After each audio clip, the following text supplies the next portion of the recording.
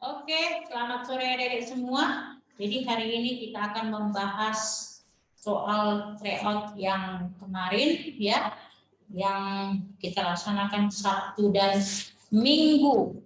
Oke, jadi sebelum kita bahas, kakak perkenalkan diri dulu. Nama kakak Eva Yani Sidabuta, ya, kakak salah satu pembimbing bimbel talenta. Kita lihat yang soal pertama, oke? Kita langsung saja. Kita lihat screen-nya. Oke, kita lihat soal nomor 1 ya, Dek ya. Pernyataan yang tidak sesuai dengan pasar persaingan sempurna. Oke, jadi dalam pasar persaingan sempurna itu, ya, nanti pada saat jangka pendek atau dia baru dibuka, itu nanti yang pertama, pasar persaingan sempurna mengalami laba maksimum, ya. Yang kedua, kapasitas produksinya itu sudah tercapai, ya. Dan yang terakhir, pada saat jangka pendek tidak ada, ya, penjual yang keluar.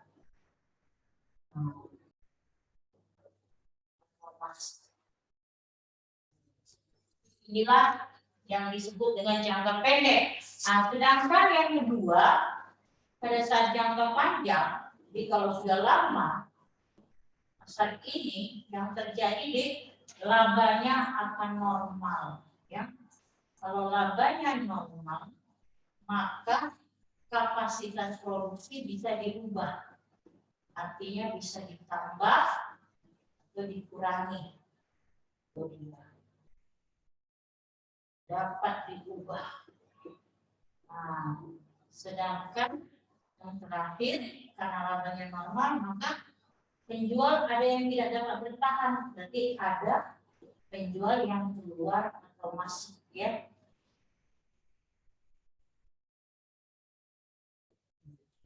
Keluar atau masuk.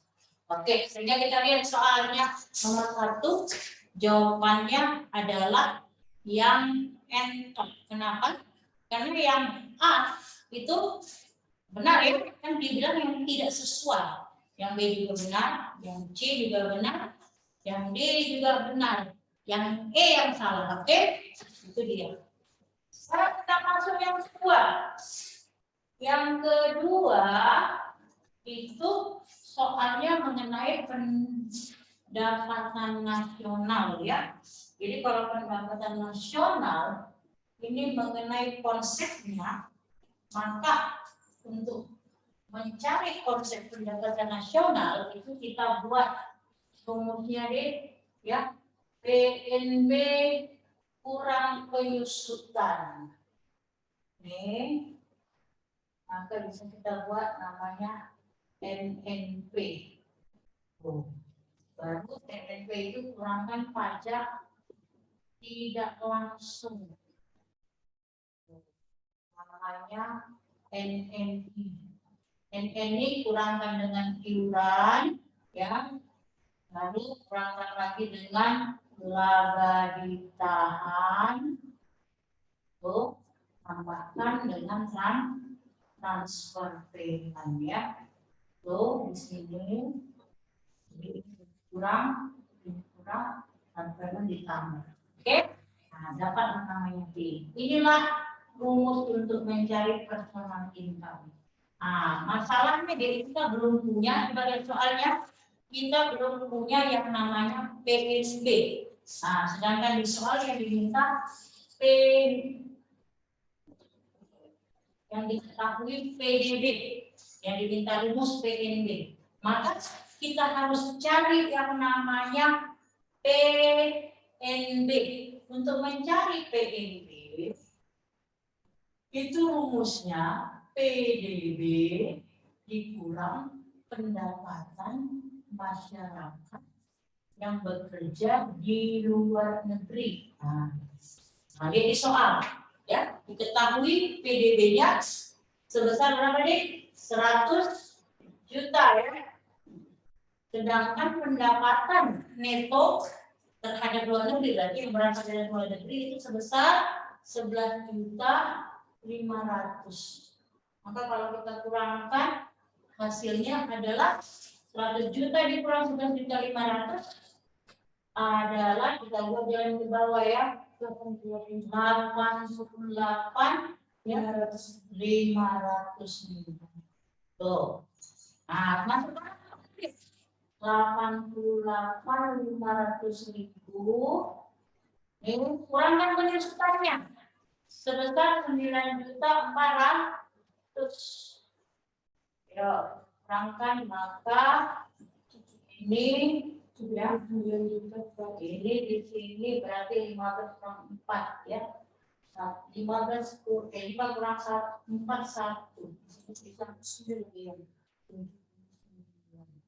Oke, nah sekarang kurangkan pajak tidak langsungnya 13.500.000 ya.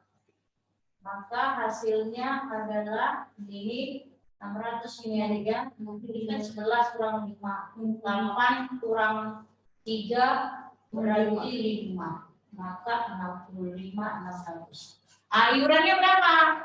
Iurannya 760. Baru laba ditahan. Kalau laba ditahan berarti laba yang belum diterima, maka ini kurang 800.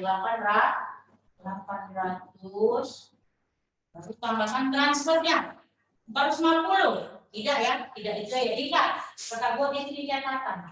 Transfer payment itu contohnya adalah yang pertama subsidi. Tuh. Yang kedua ada beasiswa. Yang ketiga ada pensiun.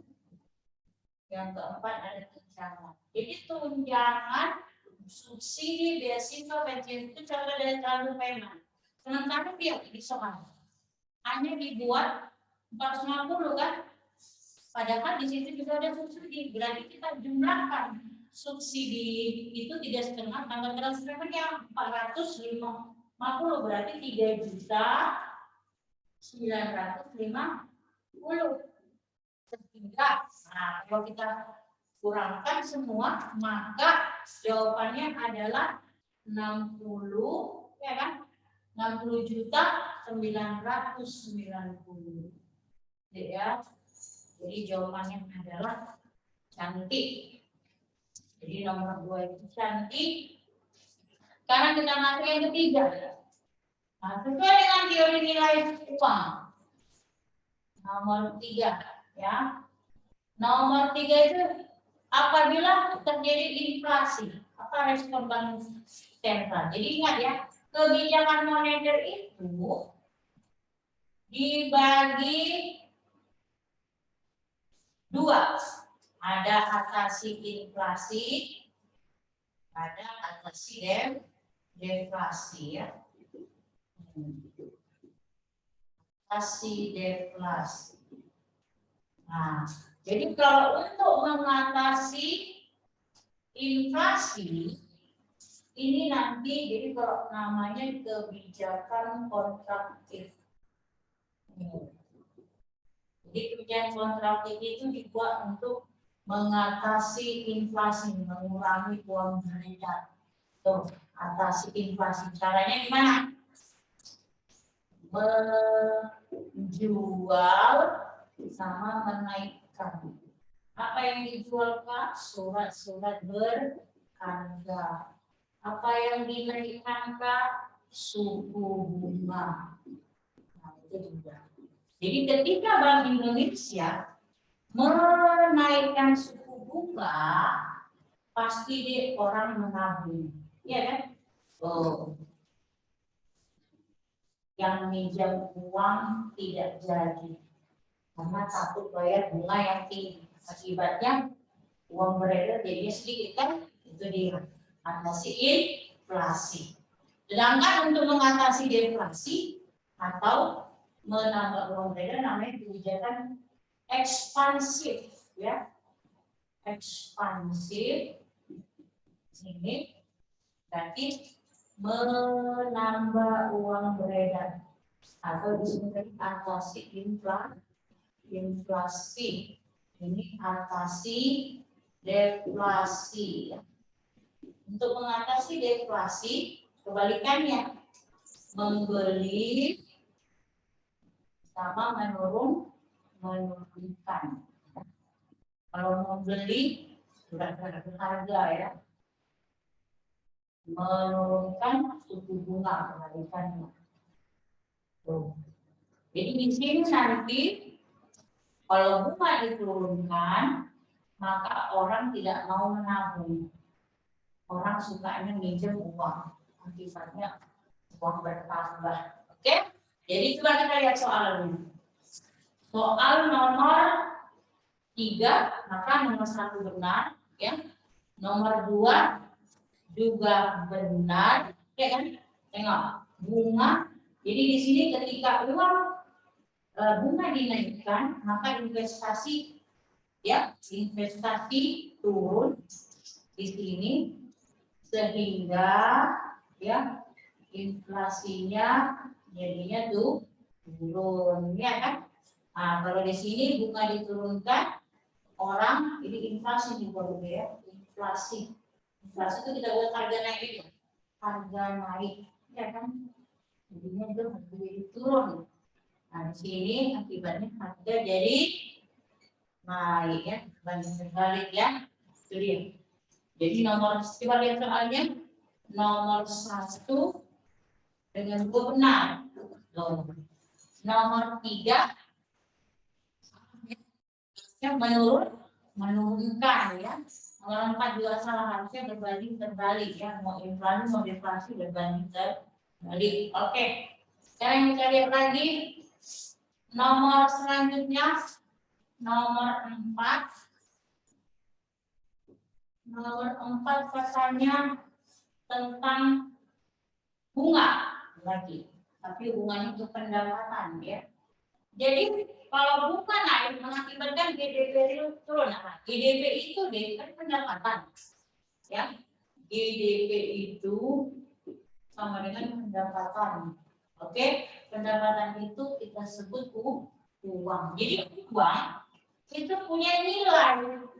Ada nilai nominal, ada nilai real.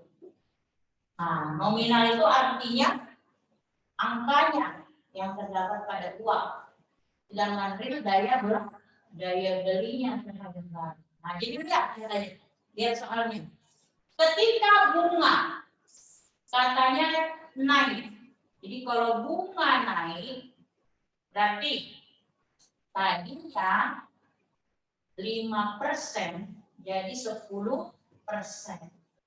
Berarti kalau tabungan jumlahnya akan bertambah, ya. Tuh, maka jumlah uang kita jadinya bertambah, ya kan?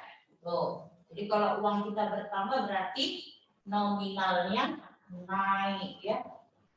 Nominalnya naik. Tuh. Kan angkanya kan? Nah, sedangkan kalau ditanya realnya, daya belinya pasti turun. Kenapa? Ketika uang bertambah, kan terjadi inflasi. Maka kalau terjadi inflasi itu tadi harga naik, ya. Maka daya beli akan turun, kan?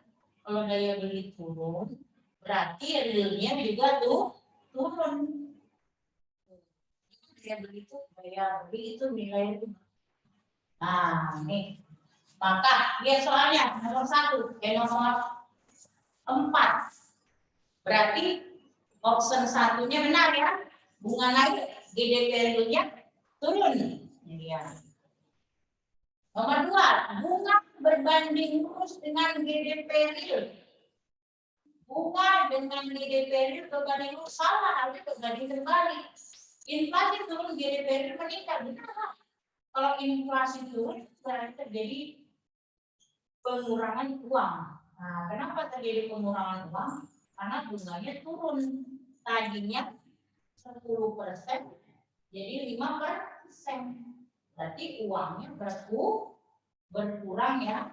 uang berkurang, berarti nominalnya pun turun. Nah, kalau nominal turun, berarti terjadi deflasi. Inflasinya tuh turun kan? Kalau kita buat sini deflasi.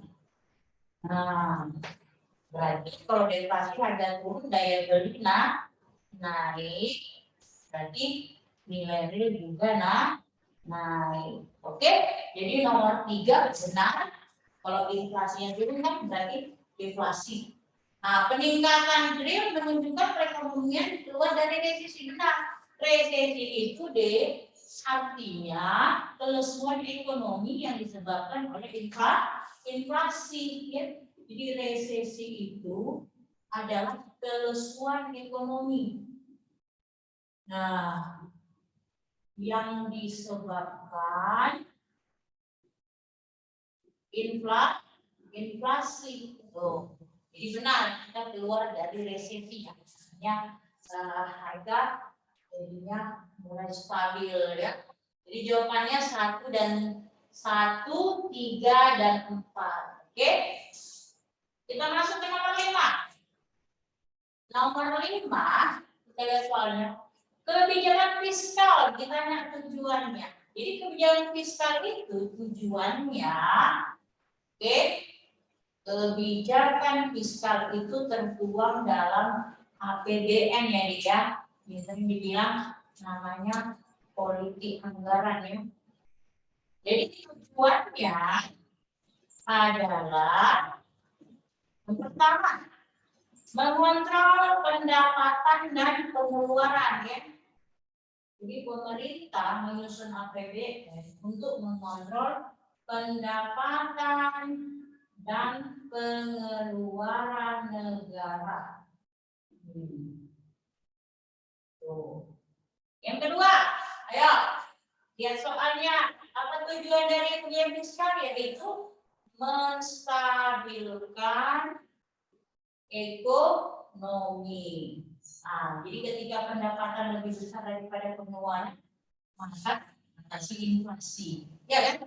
Nah, jadi dia bisa menstabilkan ekonomi atau menjaga stabilitas ya. Yang ketiga, nah, dia juga nanti bisa menciptakan iklim investasi pada pasar modal.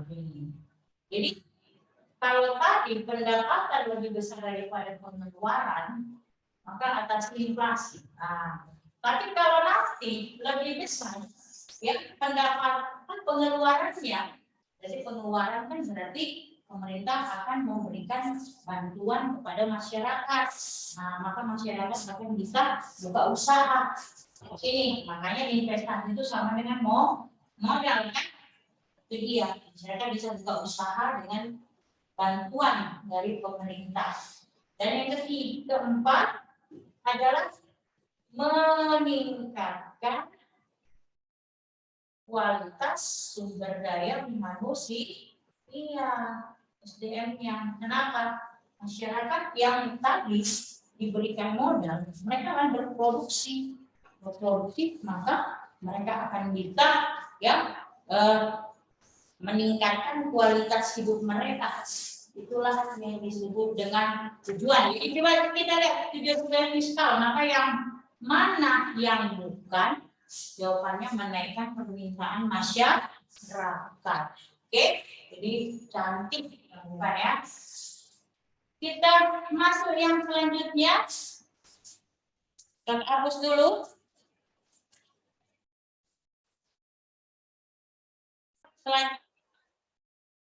Kita lihat soalnya deh.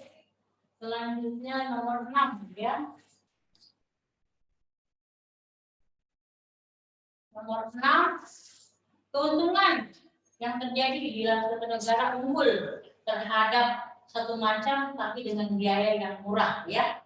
Nah, jadi itu namanya kebijakan perdagangan yang disebut dengan teori keunggulan komparatif. Nah, teori ini dikemukakan oleh David Ricardo, yang artinya suatu negara mampu menghasilkan barang atau membuat barang dengan biaya yang rendah atau murah. Nah, itu dia ya.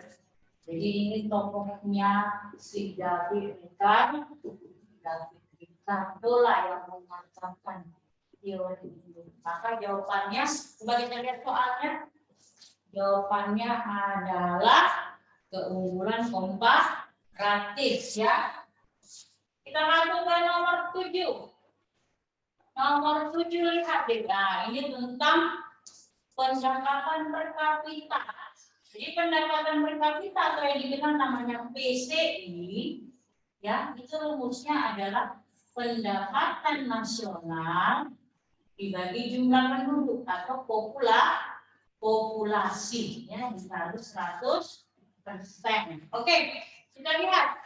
Yang ditanya adalah siapakah negara yang atau manakah negara yang memiliki pendapatan per tinggi? Yaudah, kita masukkanlah. Yang pertama di situ dibuat Indonesia. Jadi Indonesia pendapatannya itu 120 juta. Tuh, sedangkan penduduknya 210, lebih besar deh penduduknya ketimbang apanya? Pendapatan. Maka, yuk kalau kita bagikan, ini sama-sama bagi 3 ya. Berarti bagi 3 4/7. Nah, 4/7 itu kalau kita hitung sama dengan 0,571 atau 57,1%. Yang kedua, negara Malaysia ya. Malaysia di situ pendapatannya 70, sedangkan penduduknya beda sedikit ya, 80 juta jiwa. Nah, kali 100%. Jadi kalau kita mana 7/8. 7/8 itu 0,875. Berarti kalau kali 100 sama dengan 87,5% ya. Baru yang ketiga Brunei. Brunei ya, sekarang itu penduduknya pendapatannya 40 juta, sementara penduduknya cuma 150 juta. 15 juta, sorry, 15 juta. Tuh, kali 100. Jadi kalau kita mengajukan nolnya ini 6, maka 40/15 sama-sama bagi 5. Iya. Sama-sama bagi 5 berarti 8/3. Kalau 100% sama dengan 266% ya. Tuh. Yang terakhir Filipina. Pendapatannya 90 juta. Sedangkan penduduknya 120 juta. Kalikan 100%. Maka matikan nolnya ya. Oke, sama-sama bagi 3. Ya kan? Berarti 3/4. Tadi 100% 0,75. Berarti 75% ya. Oke? Maka di urutan pertama adalah Brunei, yang kedua Malaysia, yang ketiga Filipina, yang keempat Indonesia. Coba kita lihat opsinya, mana dia jawabannya? Brunei, Malaysia, Filipina, Indonesia. Cantik. Oke adik? Jadi ya. Sekarang kita masuk selanjutnya nomor 8 ya. Di nomor 8 soalnya kita lihat ini tentang koperasi. Nah, jadi koperasi ini itu punya yang namanya rapat anggota. Jadi rapat anggota itu biasanya 2 kali setahun, minimal 1 kali ya. Jadi kalau ditanya apa tugasnya, tugas rapat ini adalah 1, untuk menetapkan anggaran dasar. Yang kedua, di sini mengangkat dan memberhentikan pengurus ya, pengurus koperasi. Nah, pengurus ini orang yang mengelola koperasi ya. Yang ketiga adalah menetapkan ya pembagian SHU. Sisa hasil usaha. Kalau di perusahaan misalkan seperti PT namanya laba. Jadi SHU ini adalah pendapatan lebih besar daripada pengeluaran ya. Oke, coba kita lihat. Maka jawabannya adalah yang 1 yang benar, 2 salah. Kenapa anggaran rumah tangga itu tidak masuk, hanya anggaran dasar ya? Itu dia. Berarti 3 benar, 4 benar. Berarti hanya 3 dan 4. Oke, jadi jawabannya adalah entok. Sekarang kita masuk nomor 9. Di nomor 9 soal elastisitas ya. Itu diketahui kesannya harganya mula-mula besar 400. Jumlah barangnya 2000. Nah, harganya naik menjadi 500, barangnya pun meningkat menjadi 2400. Yang ditanya elastisitas penawaran. Nah, mau permintaan mau penawaran, rumusnya D itu adalah, ayo apa rumusnya?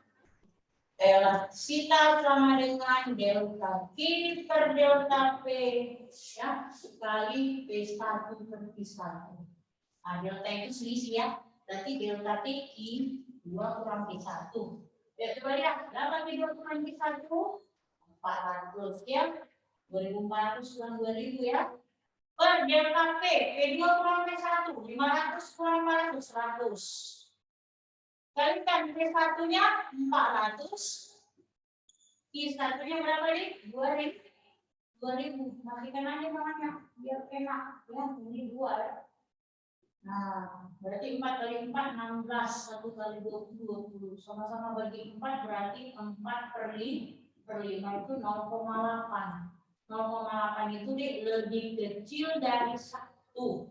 Namanya inelastis. Kalau lebih besar dari 1 elastis. Coba kita lihat soalnya. Soalnya maka jawabannya adalah bola. Oke, sekarang kita lihat soal nomor 10. Nah, nomor 10 ada jurnal penyesuaian. Jadi kalau jurnal penyesuaian untuk bunga yang masih harus dibayar, itu ya. Jadi AJP ya kita buat untuk bunga yang masih harus dibayar itu adalah beban bunga di debit yang pada utang bunga di kredit. Udah, berapa beban bunganya ada di soal? 2 juta ya. Berarti beban bunganya di debit 2 juta, utang bunganya di kredit 2 juta. Masih harus dibayar, berarti ini sama dengan utang ya. Di jawabannya adalah ayam. Oke. Itulah soal nomor 10. Nah, sekarang kita lihat nomor 11. Nomor 11 itu ada harga pokok penjualan ya. Tapi yang ditanya adalah laba kotor. Jadi untuk mencari laba kotor itu rumusnya D, penjualan bersih dikurang HPP. Nah, HPP ada nggak di soal? Nah, ada. Berarti yang belum ada penjualan bersih, yang ada kan penjualan. Berarti kita cari dulu penjualan bersihnya deh.